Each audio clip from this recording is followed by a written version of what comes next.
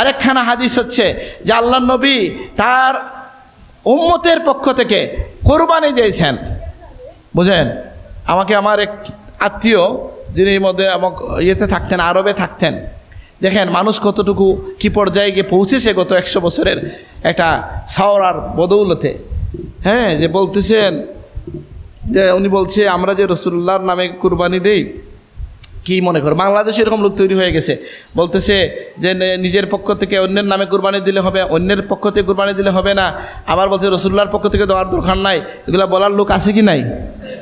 আহা, আর আমি আমার দাদা সাহেবের আখলাক দেখছি যে তিনি আমাদের বাড়িতে তো কুরবানি অনেক বেশি হইতো, তখন সাহেব কী করতেন যে প্রত্যেকটার প্রথমে আল্লাহর অবশ্যই আল্লাহ রসুলের নাম দিতেন, সুবহানাল্লাহ। এরপরে আরেকটা যখন দিতেন তখন এখানে মা ফাতেমার নাম দিতেন, সুবহানাল্লাহ।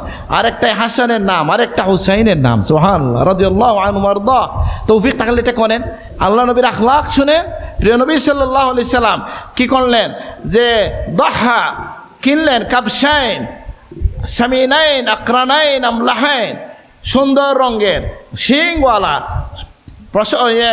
অত্যন্ত স্বাস্থ্যমান সুন্দর দুইটা কিনলেন, 7 দুম্বা কিনলেন, আর কুরবানি দিয়া বললেন আল্লাহুম্মা ইন্না হাযা আন উম্মতি জামিয়া, আল্লাহ আমার সকল উম্মতের পক্ষ থেকে আমি কুরবানি দিলাম, সুবহানাল্লাহ। এখন এই উম্মত আল্লাহ নবীর জন্য কুরবানি তো দিবেই, যদিও আমাদের মধ্যে বিচ্ছিন্নতাবাদী কিছু কিছু লোক বাধা দেয়। আমি বিশ্বাস করি আমার দাদার মুতাল্লিকিন শুধু না, আহলুস সুন্নাতের কোটি কোটি মানুষ রাসূলুল্লাহর পক্ষ থেকে কুরবানি দেয় কি না? কেন? আল্লাহর নবী এটা পথ বের করে গেছেন, অন্যের পক্ষ থেকে দেওয়া যায়। আরেকটা হচ্ছে আমরা এখানে রাসূলুল্লাহর উম্মতের জন্য যে মহব্বত, এটা আমরা বুঝতে পারলাম।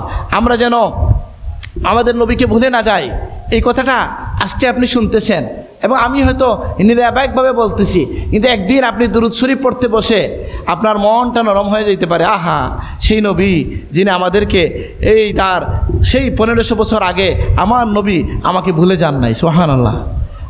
উম্মতের যদি বলছেন যে আমার সাহাবীদের পক্ষ থেকে, এটা তো বলেন নাই, বলছেন কি আমার সকল উম্মতের পক্ষ থেকে আমি কুরবানি দিলাম, সুবহানাল্লাহ।